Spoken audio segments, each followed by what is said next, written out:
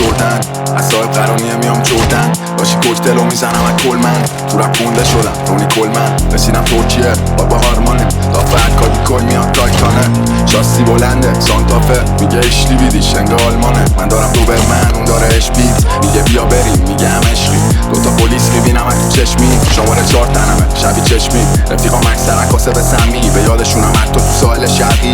بگو تو میتونی راجع به رپ چیزا بیه فکس دلی نگی فازه به رپی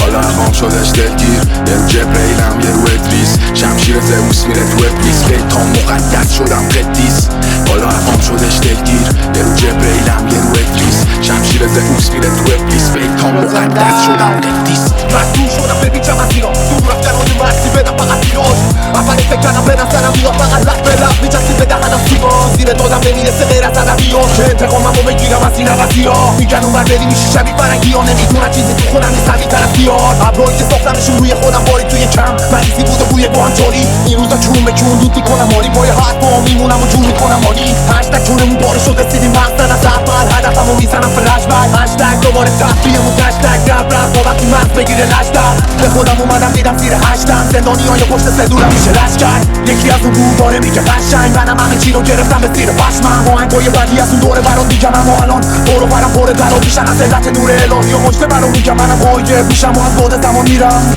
هنوزم بار ساقی داره دری ولی تو شو افتراماتولیه ولی خریدنی توشو از سگ میده روشه پک سلی کوشو یکی نسیهش میخره یکی یکشی روشو هنوزم با رفیقام تو دیروز شیشه دودی راجع به محله‌مون میشه فیروکی چه جوری میگیری چی میگن میگیری به زودی و تلفن که نمیخوره به دیسیپلینت میانو ماما شب زنگ زنه ببینه چی زدن باورش نمیشد خودم یکی قسم منو همه میشناسم میخواد بگی به کی اساس صبح سال سه تا سیدی دو بچه پیشمه بزرگ شدم با این شهر الان خونم بالا شهر رفیقامون بالا خامن از این دارم بالاتر تویی که تو خلوت داری به صدا مادر ما مش دیوونه این تو چرا شدی با ما بعد